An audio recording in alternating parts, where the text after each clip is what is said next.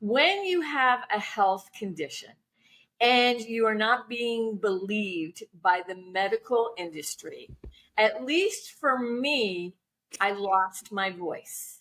I shrank. I was misunderstood and I was abandoned.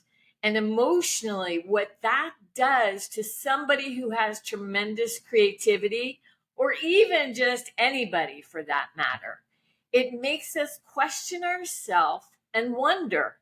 And it's actually through creativity every single time where I've been able to not only reclaim my voice, but get stronger and more resounding every single time.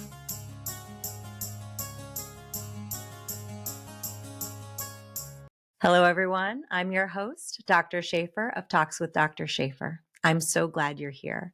I'm a physician, mom, life coach, musician, author, publisher, and I am passionate about helping others reclaim their stories so they can build their most beautiful future. And I am so excited today that we have an inspiring woman on the show who has done just that, Deborah Weed, the founder of the Self-Worth Initiative and creator of the Quills Up movement and author of Paisley's Last Quill.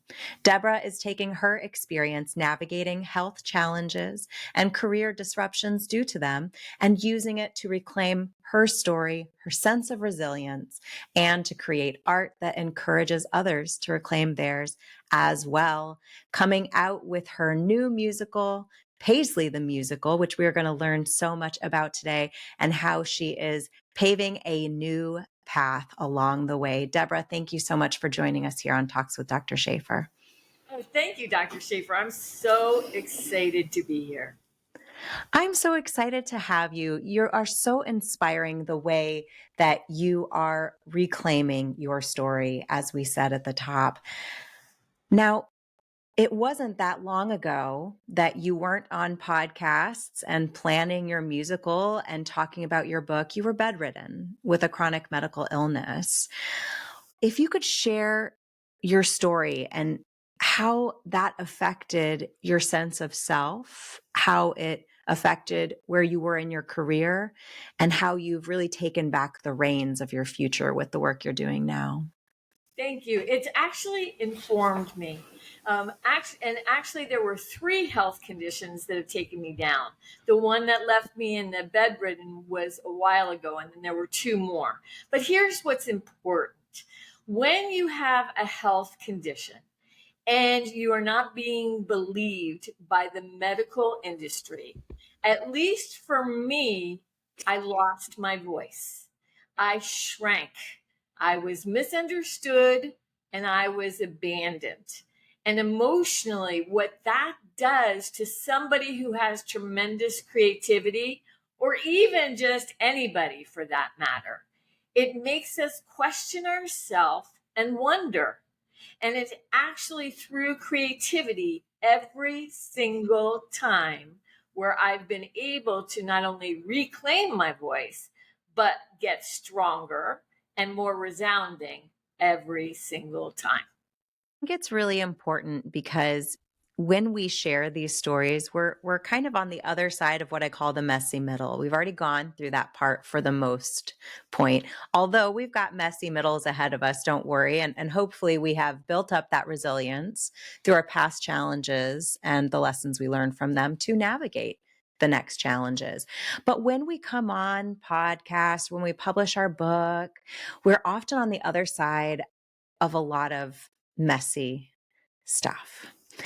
And it can be really easy for someone to look at you and say, wow, this is so incredible. Could it have been that bad? Look how successful she is. But I think many people who know creative and very successful people and who have the opportunity to hear their stories know that informed them, like you said, that their experiences and their challenges have everything to do with why they are as successful as they are, because it did give them that resilience. And those challenges taught them so much. What are the lessons that you learned from those years of debilitating illness and not having your voice being heard, which we know in the medical field in the US, women not only are not necessarily heard when they go and seek help, they're not even studied like the male population is, right? So even if you are heard, your doctor is not armed with all the information to even provide you the help that they would like to potentially, because we don't have the studies that included women in them very often in a lot of conditions. So what are the lessons you learned from that experience that you're weaving into the work that you're doing now? And thank you, Dr. Shafer. I actually heard two questions. So the first question was, or the first thing that I'd like to point out that I know for sure now is that when a man has any kind of a health challenge, he doesn't go to the doctor unless, or most of them, unless it's really an emergency or something big. So when a doctor hears a male perspective, they lean in and believe them. However, with a woman, I'm wondering if you would agree with me. When you go in to see a doctor, we know our bodies, and our bodies are a little bit more complicated. So we can be seen as hysterical, or maybe she's making it up in her head. And I'm just imploring your listeners that if they know that something is wrong with their body, please stay with it. Understand that you could very well be correct, and you might not have the answer right away, like what happened with me, but you will find the answer. Okay, now the second question. As far as what I've learned, which I think is tremendously profound and is based on everything I'm doing now. Number one, we don't get stuck because of fear. This is what I believe. We get stuck because we've given our power away, quill by quill, or piece by piece, until sometimes we're down to nothing. Number two, when we are telling our truth, our narrative, and somebody cannot hear us, we're going someplace, we're sharing our hearts, we want to be understood, please do not stay in that dynamic if you realize that that person or group can't hear you. Don't waste your words. That is, in a sense, giving your power away. Number three, ask questions rather trying to explain. This is something I'm still working on because I, as a lot of women, when we feel misunderstood or misjudged, we want to over explain. We want to, give our narrative so that we'll be understood, because it's in our nature for all of us to get along. However, sometimes a simple question can put everything right. Because if you feel like somebody is intimidating you, maybe they are. If you feel like you are being misunderstood, maybe you are. And sometimes it's just as easy as saying, did I hear that correctly? Did you say this? Because this is how I heard it. Rather than, and I'm the worst at this. I want to explain. I'm a storyteller. I've got lots of stories that can prove my point. And I find that the more that I try to over explain, the more exhausted I get and the less I'm focused towards my dream. I love that. And it makes me think of when you're thinking about a Broadway show, the Broadway show is on Broadway. People buy tickets, they go, they're your audience, right? Know your audience. And if you are expelling your energy, your time, your story to an audience that is disinterested and they're just going to break it down into pieces and leave you feeling defeated, that's not your audience. And you have to be willing to go where you can grow, to leave those experiences. I love that you pointed that out. And something to get on the musical bent, we're big Hamilton fans in our Oh, me home. too. And I love, especially when talking with kids, I love being able to reference characters that are very complex and that people really understand the nuances of their characters when we're having discussions that might be, they're big discussions and hard to understand as children are learning how to navigate relationships, bullying, school, the first time someone lies to them or someone is committed to misunderstanding them, and then how they then can show up in a way that saves their energy. And so that then they can go and find the friends that are truly their friends, right? They're not people who are just committed to misunderstanding them. And so for me, one of the things when you get that, I call it the trigger detector, when your nervous system is telling you this doesn't feel good, listen to that. And then when you feel that, we always think of Aaron Burr's line where he says, talk less, smile more. And that is what we do when we're in those moments. We recognize someone is committed to misunderstanding us. We're not going to get angry. We're not going to fight it. We're not going to over-explain. We're just going to talk less, smile more, and then go where our audience truly is, because we've learned it's not in this conversation. Oh my gosh, I wish I had heard you say that before I got to be a grandma. What was I thinking? Oh my gosh, yes.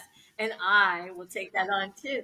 So if you see me smiling more, well, it's a little bit hard because I have a lot of stories to tell. Maybe not, maybe to the correct audience. Yes, know your audience.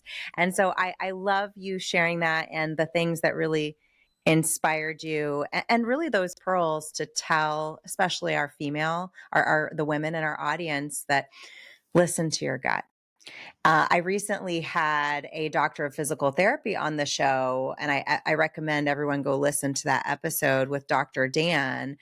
He's an internet sensation with his physical therapy tips. He's really excellent. And one of the things he said that I really appreciated, really speaks to what you said from a patient perspective, is listen to those aches when they're just an ache and seek help. Because if you don't, what he was referencing, a little bit of pain in the foot, right? I've got this little pain in the foot and it bothers me for a moment. 10, 15 minutes later, it's better. So I'm just going to forget about it. But that's happening again and again, but I'm ignoring it because it goes away. Well, 6 months down the road, maybe you can't do stairs anymore because that little pain that was happening rarely is now a big pain. And because we often don't feel empowered to seek help, or maybe we're not listened to when we seek help, whatever the issue is, we don't get help early on, and then it just grows and blooms into something bigger. And so I love what you're sharing about from the patient perspective, reminding everyone, hey, if you feel something's wrong, don't let it balloon and get bigger. Really seek help early on, trust your gut, listen to your body, because you are the expert in you. Fast forward to you've learned these lessons, you've decided, you know what, Quill's up. I want to take over my story. I want to write my story. You wrote your children's book. Tell us about your children's book. Absolutely. I'm so proud of it because I needed as you understand as a writer and everything else, I needed the perfect protagonist that would give the idea of giving one's power away. So for me, it was a porcupine. And the reason why I started this whole journey in 2012, but the reason for me that Paisley, the porcupine, was so important is because I imagined that her momette or mother would be saying, Paisley, put your quills up to protect yourself. Quills up. And Paisley's like, oh no, I'd rather put flowers on my quills because I dream of being an animal fashion designer.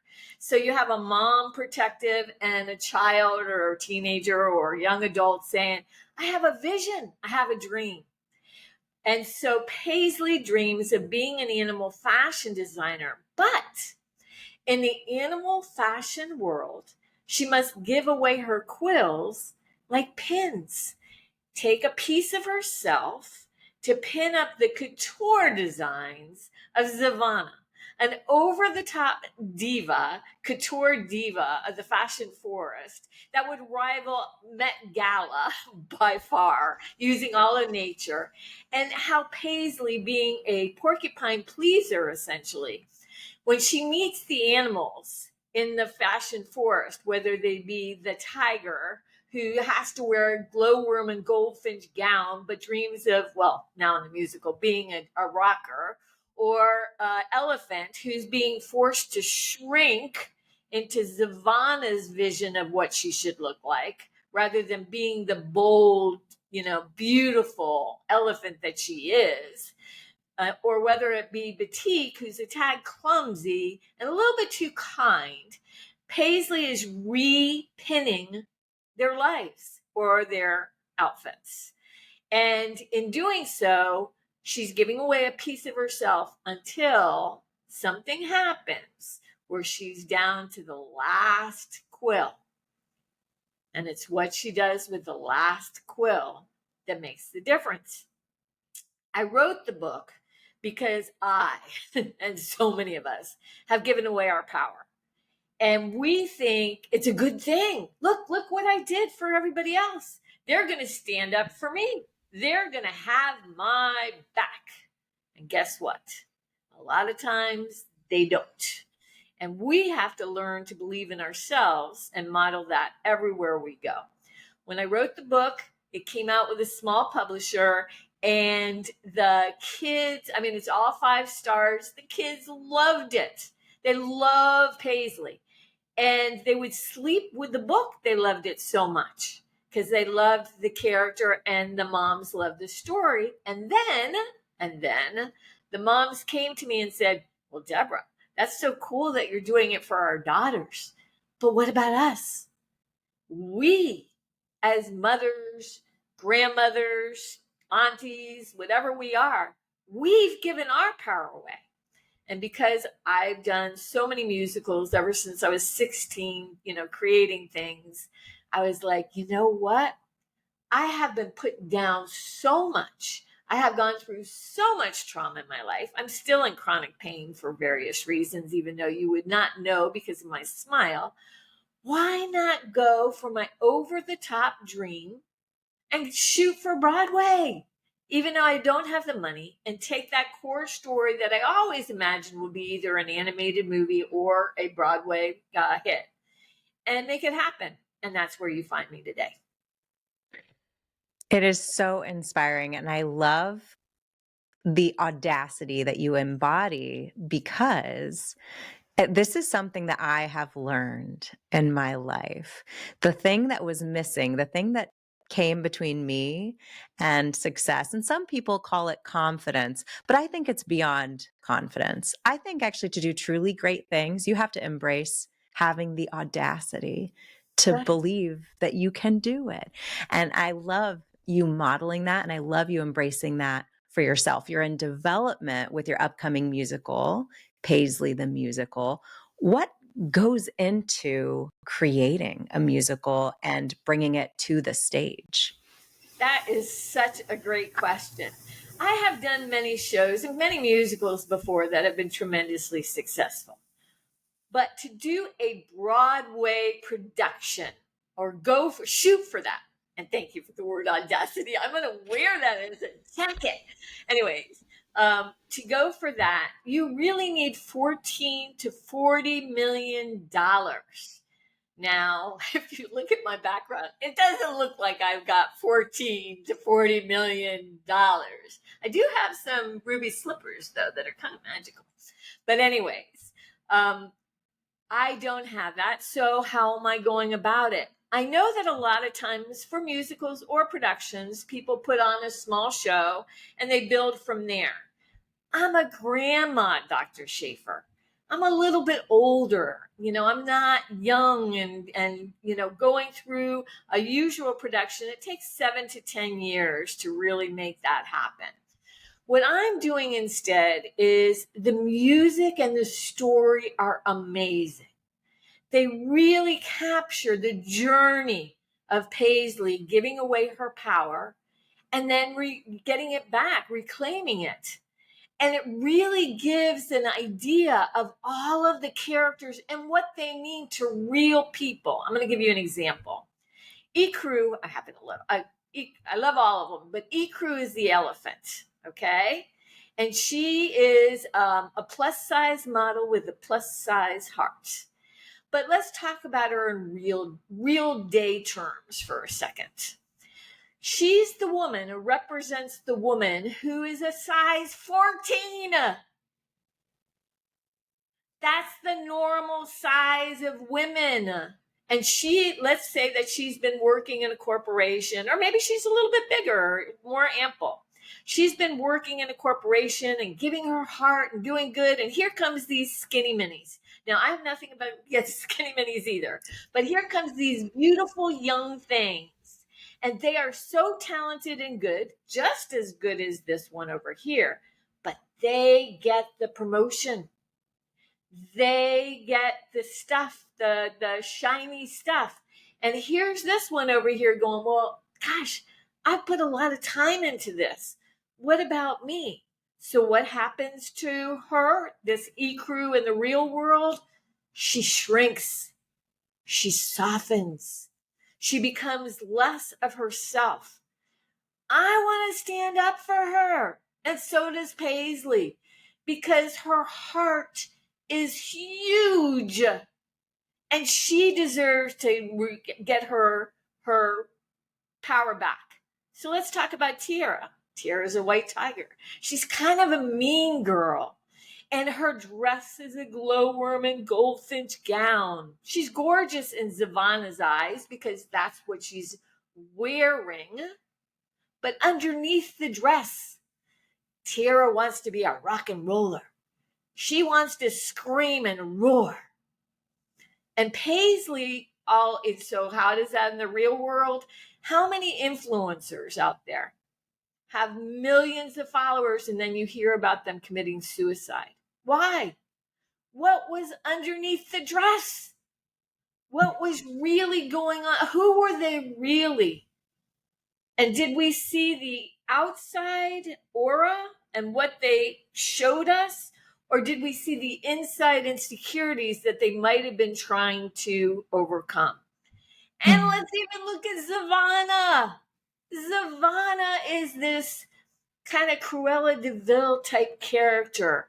She's really rough, especially on Paisley. She's asking Paisley to give away a piece of herself every single time for her vision and for her dreams, not caring about anybody else. But who is Zavana in the real world, really?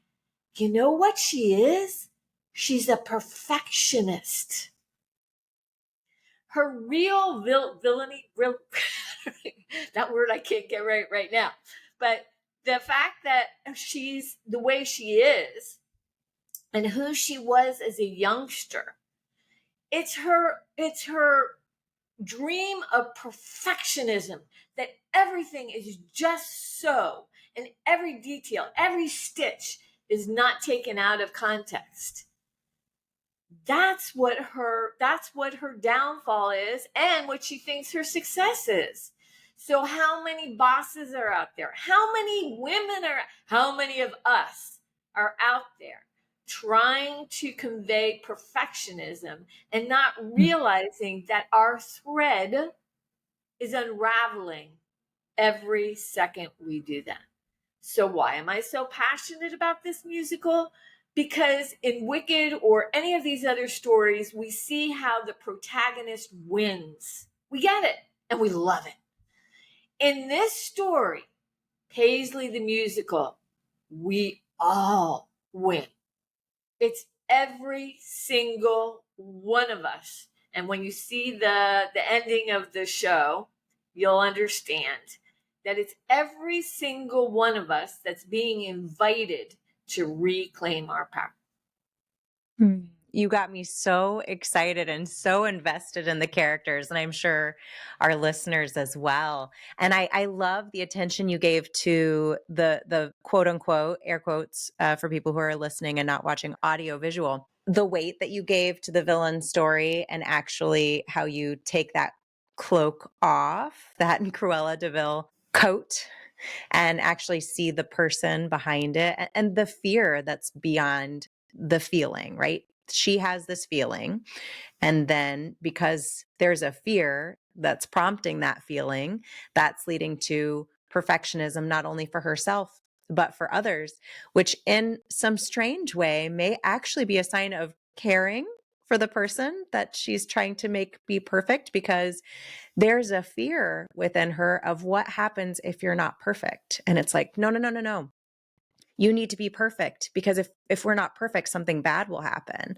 And as we grow older and we see, kind of going back to our example of the talk less, smile more, and when we're not talking and we're smiling, which we're smiling because we're regulated, right? We're not getting involved emotionally in someone else's tornado.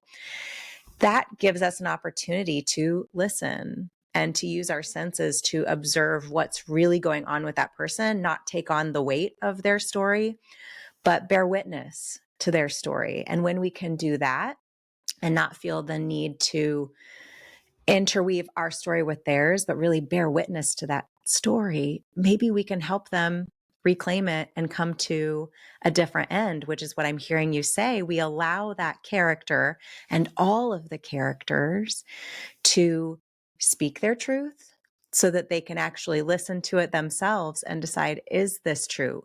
Am I small? Right? Do I need to be small? As you spoke to the elephant Me character. too. Yes. Or can I be who I truly am?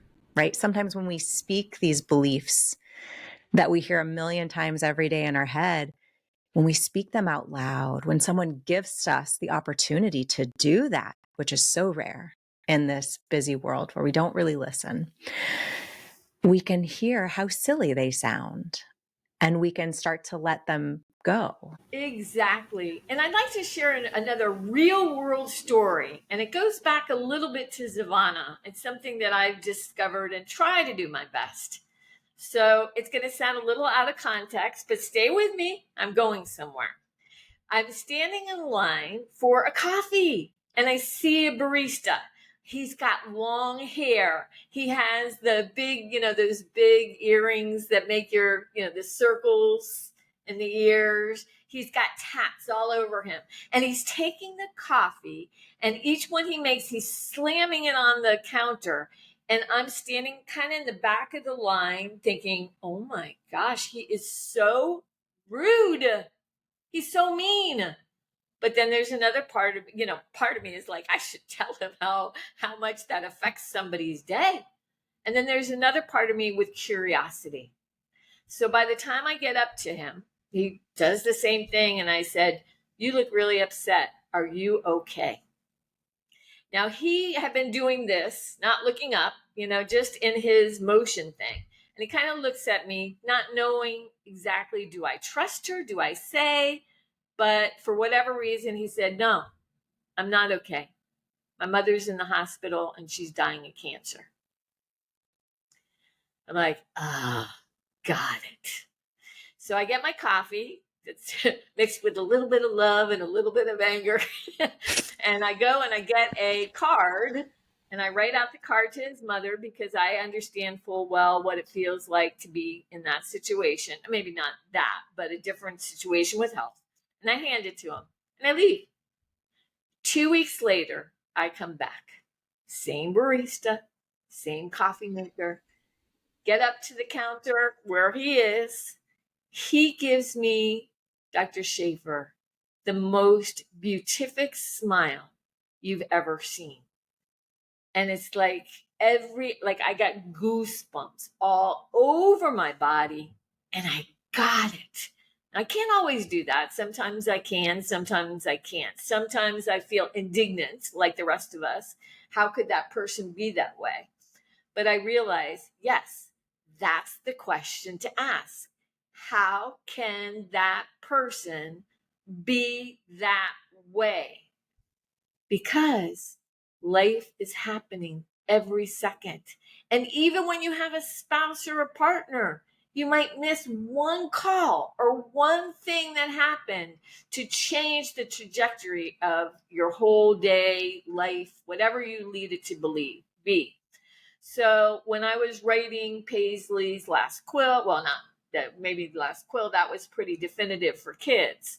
But for Paisley the Musical, I embody those stories in my soul and want to share it through these characters. Maybe not like that, but to say, even with a villain like Zavanna, even with any villain that that you encounter, underneath it, there's a backstory. And I'm so clear about every backstory of my character because it's my life. It's essentially an autobiography made up to be a musical where I'm kind of like Paisley, the, naive porcupine, just thinking that I'm doing good. And then just realizing that what I think is good might not fit another person's definition of what's good. So how can we all learn from that? Wow, that is so moving.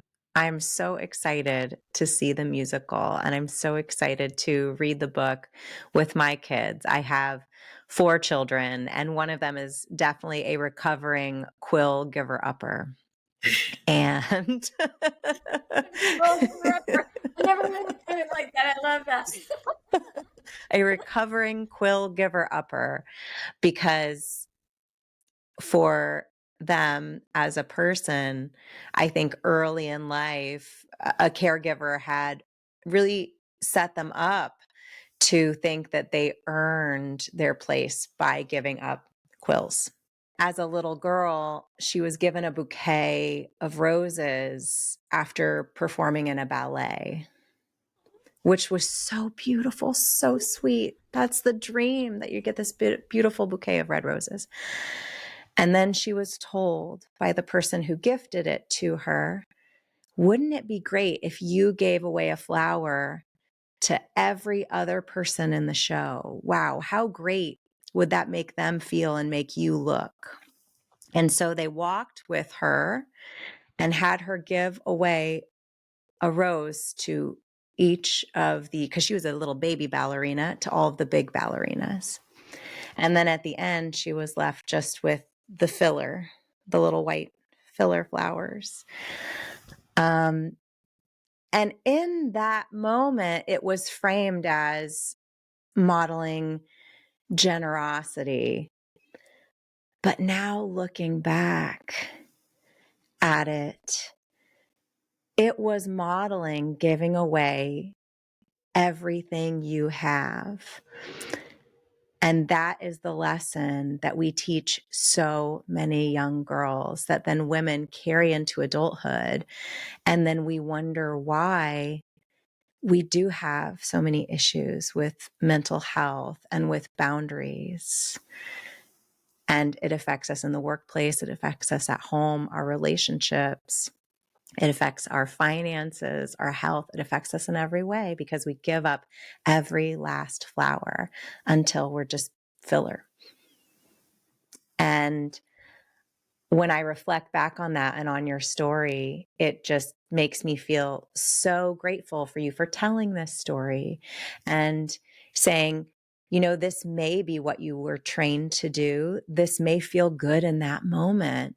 And there's nothing wrong with generosity. Generosity is beautiful, but it's not generous to cut off every little bit of yourself, because then the world misses out on who you are. Find new ways to generously give of yourself, of your passions, of the work, like the work that you do, without losing yourself in the process. Well, I, for one, am filled with tears. I hope you do share this story, because even though it's a sacred story, and I get it because it's about your daughter, and I can imagine how powerful that is, I think that story totally shares on a real world basis what this looks like, number one, and how we get that way, number two. And if I'm filled with tears, then everybody listening will go, ah, I get it, on a cellular level. Because it's not only the musical that I'm working on, I'm working on Quills Up, which is essentially saying, take your quills back. Or if you give one, know how precious it is and why you're giving it away. Absolutely. And that's what she has done now. Now she's an author as well. She's a storyteller. And I think that is a great first step when we share our stories. That's a very generous way, just like sharing that personal story now and you sharing your story and you turning it into a book and now into a musical. It's a powerful way to share without losing ourselves. And I think journaling is such a great way to get started on that process. To one, get used to flexing that muscle, so to speak, of using your voice when often we have lost our voice or we're afraid to speak. It's such a odd sound even to hear the sound of our own voice.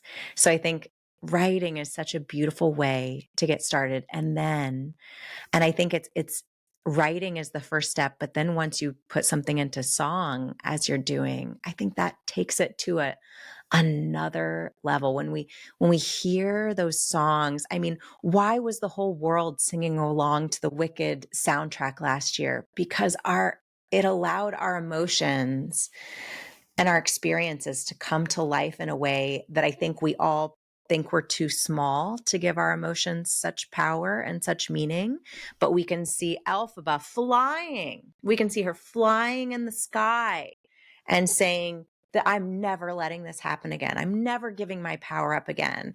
And we're all singing along and doing her battle cry and making TikTok videos about it and posting with our families. We're getting community involved in these moments of art and music.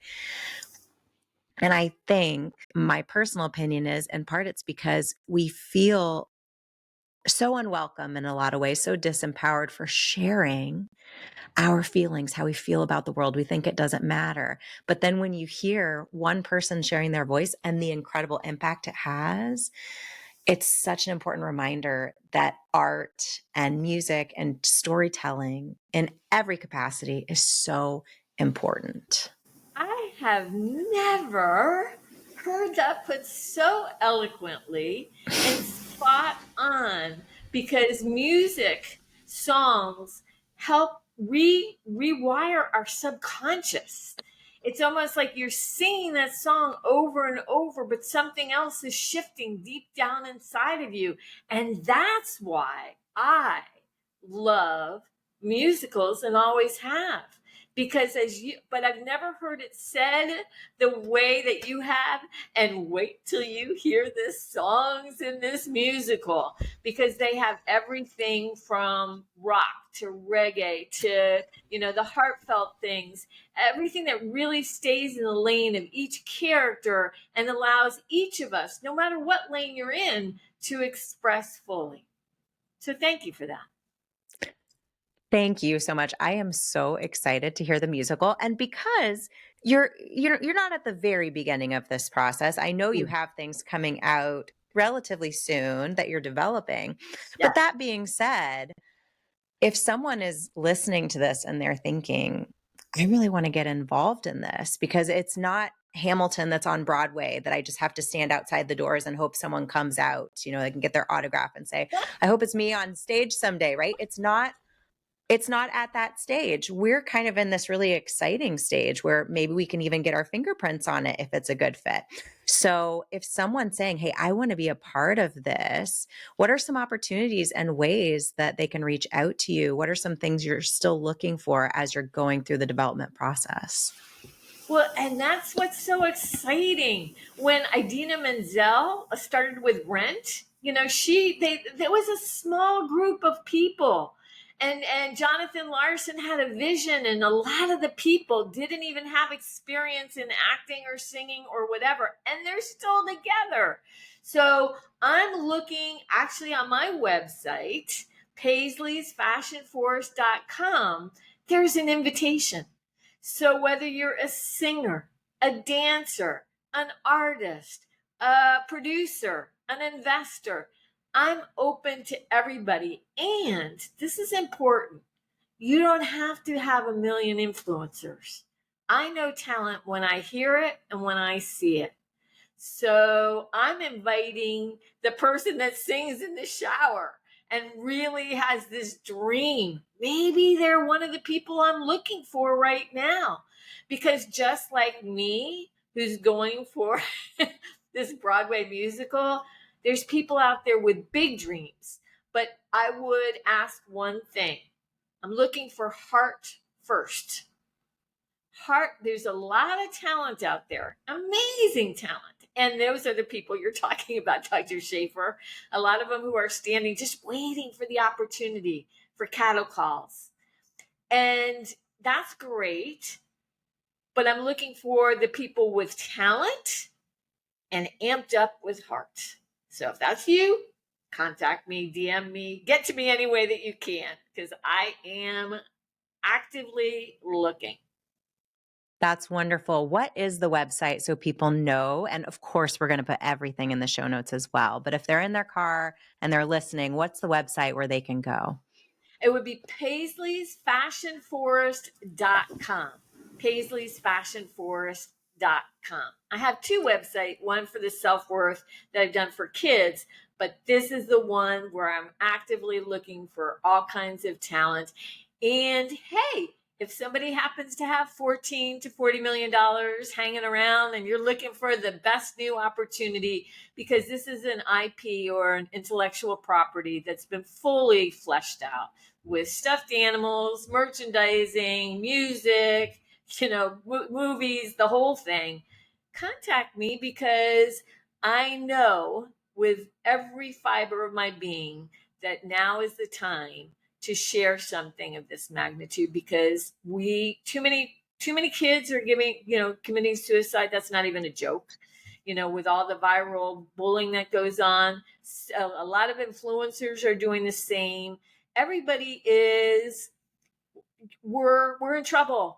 And what's happening underneath the dress, underneath the clothes, underneath what we're showing, underneath the persona, that's why I picked the fashion industry, it needs to be revealed, and it needs to be revealed now. It absolutely does. And that's why I'm so grateful to you for not only the work you do, but for taking the time to come on the show to share it with our audience. I so appreciate that. And if this has resonated with listeners, please share this episode with someone that you want to inspire with this message, and also with someone who you think might be a good fit for the show. Let's get the best cast and crew that there's ever been on Broadway. I'm so excited. And I'm so excited to be a part of the ground level and again, that's it's not really the ground level, because you've been working on this for a really long time, but I'm so excited to be a part of this movement and the message that you're sharing, because it is so in line with my life's work and our journey.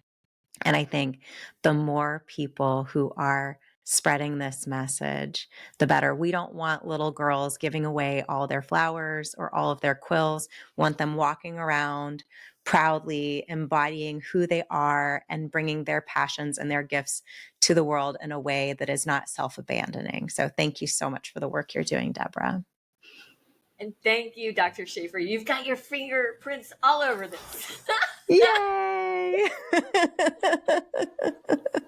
Thank you so much, Deborah, for being here. It's been such a pleasure chatting with you.